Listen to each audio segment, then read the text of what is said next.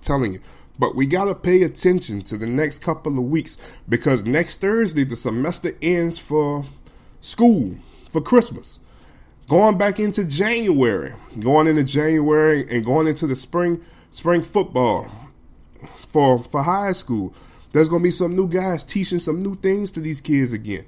How much longer as a parish we got to keep hiring coaches? I can understand you hiring assistants and more assistants and getting them to come through the system, but how many times we got to keep hiring head coaches?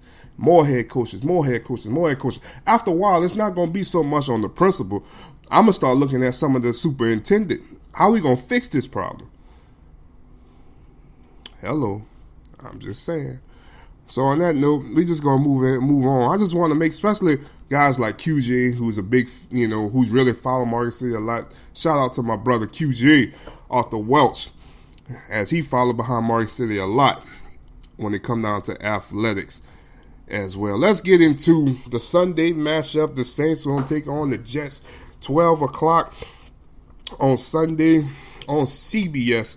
The Saints are 9-4. They are 5-1 at home. Their only loss came to the second week of the season against the New England Patriots early in the season. And the New York Jets is 5-7 after getting shut out this past weekend to the Denver Broncos 23-0. I know they had to make Bub feel good, so for Bub, you get this one. And finally got a win. If y'all have won a couple of games earlier in Denver, y'all still be in the playoff hunt, but that's all right. Y'all got some issues, but I'll drop a little cool bomb for you on that one. So 23-0, the Broncos did defeat the New York Jets over the weekend. The Saints are 89% favorite to win this game. They are a 15-point favorite to win this game. Leading leaders for both teams, Josh McCown, who will not play Sunday. Had 18 touchdowns, 8 interceptions. He has thrown for 2,880 yards. Drew Brees had 19 touchdowns, 6 interceptions. He had threw for 3,659 yards. Bernard Poole has rushed for 120 carries. He has ran for 502 yards, 3 touchdowns. Mark Ingram has rushed for 100. He has 192 carries, and he had rushed for 971 yards. Mark should break that 1,000-yard record this year to go back-to-back this season.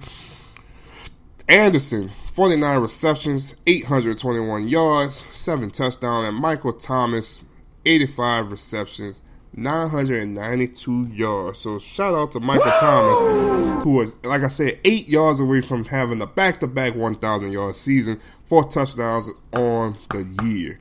Starting to really show he could be that stud. Hopefully next year he'll really have a more breakout year for the Saints next season as well. Not a lot to really say about this game. From what I've been hearing and reading about, A.J. Klein will not probably play in this game, which I am perfectly fine with. If there was a week not to have A.J. Klein, for him just to rest and get ready for the next week, this is the week to do it. I think the Saints have more than enough, even with, I think Trey Hendricks is not playing as well. Alvin Kamara and Senior Clemente, they are questionable, and David Perry is out on IR. But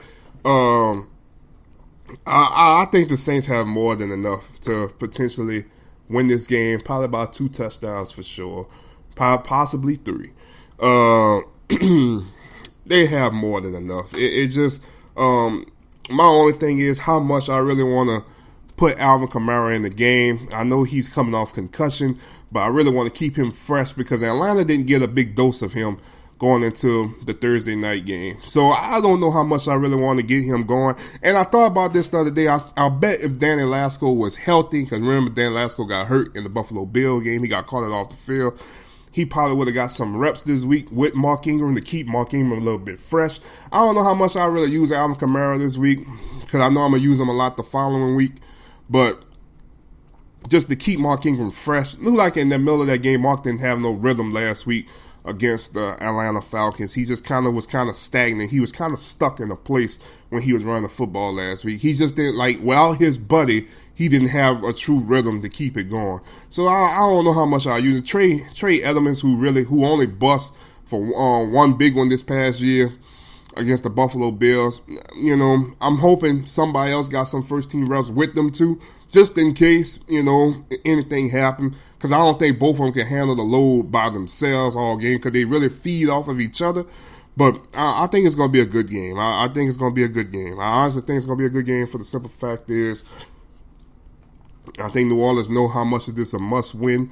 Atlanta going to play the Buccaneers on Monday, and that bad man, as Stephen A. call him, he is back. He's going to play the Carolina Panthers this Sunday. Aaron Rodgers is back, and they're going to play the Panthers Sunday to keep their playoffs hopes alive. He's been officially cleared to play, and he will play on Sunday against the Carolina Panthers. So hopefully there's a lot of big things going around in the division this weekend. The Saints probably have the easiest out the other two for sure. So we just got to handle our business this weekend, and then we'll get more into that going forward next week, going into Christmas Eve, the week of Christmas. We'll go more into that, seeing what they're going to do against the Atlanta Falcons. Let's go ahead. Let's end this day with the New Orleans Pelicans, as the Pelicans on Tuesday went down to Monday. On Monday, the Pelicans on Monday went down to Houston. They took a little ride to Houston, and they lost to Houston 130 to 123. Tonight, they're going to take on the Milwaukee Bucks and company as well. I think I might touch on something else before I leave out about the Pelicans. And I might as well talk about it. There's been a lot of trade rumors that's been going around about what can happen with DeMarcus Cousins. And there's one I read, and speaking of the Bucks, there was one I read that had the Bucks should make a trade for DeMarcus Cousins, and that would probably have to insist of Cousins and Amir Ashik. And also, New Orleans will receive back Jabari Parker, Malcolm Borgen, John Henson, and Mirza Televic. I know I said some of them names wrong. Now, if you get a healthy Jabari Parker in that mix and Malcolm Brogdon, he really is a great player. You kind of still keep your franchise relevant. Cleveland, I saw some things Cleveland wanted to give. Cleveland wanted to give Amaz Shepard and a first-round pick, the Nets' first-round pick that's still protected. There was a few other ones that wanted to give a top 10 protected pick for him. Look, at this point, we just got to take it one game at a time. And that's all I'm going to say about that. One day, one game at a time. Because I think now what's going to happen, I think they're going to find a way to keep DeMarcus Cousins. It's going to be, your boy is going to be out of there. I think it's going to be Alvin Gentry. Because this is where I question his coaching. So the Pelicans did, once again, they did lose. But after the first quarter, it was a 41-35 in the first quarter.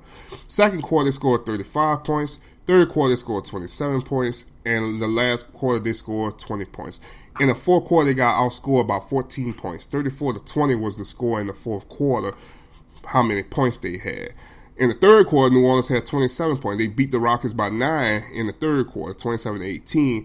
And the Rockets defeated New Orleans by 8 in the second quarter, 43-35. But in all, let's talk about this. The thing that I saw the most that it just didn't make no sense to me. Now, New Orleans shot 54% actually 55% from the 3-point line, and they shot 57% from the field. But it all came from the starting five. They only brought, to me, in my opinion, they only brought 6 men to come play a basketball game. Get this, guys. Guess how many points the bench scored? You see, I got quiet. The bench only scored, Jesus Christ, the bench only scored 3 points in that loss. And that 3 points came from Ian Clark. Now, this is what I don't understand. Remember, Ian Clark was a key acquisition in free agency this past year. They went out, they got Ian Clark. Ian Clark is not getting utilized at all. I don't know if Ian Clark ain't getting the system. It's the same system that he was in Golden State, because the philosophy is still the same. I don't know if he's not getting the system or what, or he's just not getting down with the coaching staff. I don't know. But I don't know. Now, Tony Allen's out for a couple of weeks. So the roster, they got a Jalen Jones, they got a Charles Cook, they got all these other guys who, I guess, coming from the development league, who's the Don't really know too much about him. I tried to look him up, really couldn't find too much about him. Amir Alshik played 12 minutes and had a rebound. That's it. Ian Clark, 3 rebounds, 3 points. He shot 1 for 4 from the field. And this Jalen Jones guy shot a point. So all in all, the bench only took 5 shots. And Alvin Gentry. Now this is the thing that really, this is why I think he's not the coach of this of this basketball team. I'm gonna tell you why right here, and we're gonna wrap this up. Ian Clark played 42 minutes the other night. Ian Clark had 36 points. Jesus. Not Ian Clark, Etuan Moore. Etuan Moore had 36 points. 36 points. I think that's his career high. I know for sure that's a season high for him. Rajon Rondo had 13 points, 12 assists, and 12 rebounds in the game. Triple-double. Throwback Rajon Rondo from the Celtics, right? Drew Holiday had 37 points. This man's been on a 30-point kill the last couple of games. He got to start being the player of the week or something because he's been balling. I got to give it to him. 37 points, 4 assists, and 4 rebounds in the game. DeMarcus Cousins had 24 points, 14 rebounds, and 8 assists in the game. As Darius Miller had 10 points in this ball game. The starting 5 again is probably starting to become a trend, all in double figures. But the bench only gave you 3 points. So this one really made me look at the stat sheet and listen to the press conference and watch the press conferences the other day. Alvin Gentry, I wanted to hear his reaction. Now, I really didn't I feel like now when I watch the Pelicans, if I watch them, I jinx them, and that's bad. But when I don't watch them, they normally win. So I kind of peek in and peek out at them when they're doing good, and then they start messing up, I turn the channel off. I know that sounds bad, but they really just get your nerves bad, man. So I watched the press conference the other day, and the first thing that this Negro gonna say coming out of his mouth is, they're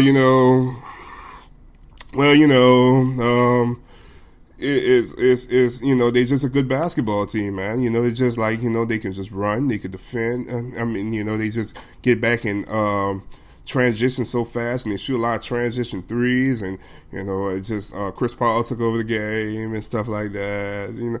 Shut up, stop giving them credit, man. Do your job, brother. I'm sick and tired. Tired. And and here's the thing, guys. I'm tired of hearing this every single time that New Orleans get outperformed late in the stretches of ball games. That all of a sudden, he going to go first thing in the press conference. He is going to give the other team the most high respect and credit. But don't get me wrong, there are games in the NFL, the NBA, the MLB, the NHL, softball, volleyball, track, anything. This is sports where sometimes the other person is going to outperform you and you ain't going to have no answer for it. And that's crazy, right? It's just part of sports sometimes. Sometimes you can just really sit back with, man, we made adjustments to this and we made adjustments to that, but everything we threw at them tonight, it's just like it was just their night. They really performed and they took over this game, and hats off to him. But why that has to be his press conference slogan for every press conference? He gives the other team the more utmost respect when he needs to fix it himself. But the crazy part about this is New Orleans, even with all this up and down, this hot and cold play, New Orleans is still the 6th seed in the Western Conference. And look, let me tell you something. We are almost halfway there to the halfway mark of being at the All-Star break. We are almost there, guys. It's not like the season isn't almost, like it's almost going to be crunch time. Because when football season about to end, the NBA season about to get into the meat of it, and that's when things start to swing, and you have to stamp your mark at the mark of that you want to be in the playoffs. This is starting to be the time of the year where you have to start saying, well, because I'm looking at it right now. On the outside looking in is the Oklahoma City Thunder, the Clippers, the Lakers, the Sacramento Phoenix, Memphis, and Dallas. I'm going to stop potentially. For now, I'm going to stop at the Lakers. At the 11th spot in the Western Conference, who are really still trying to make a push Because the Lakers got 16 losses. New Orleans got 14 losses. They right there in the mix.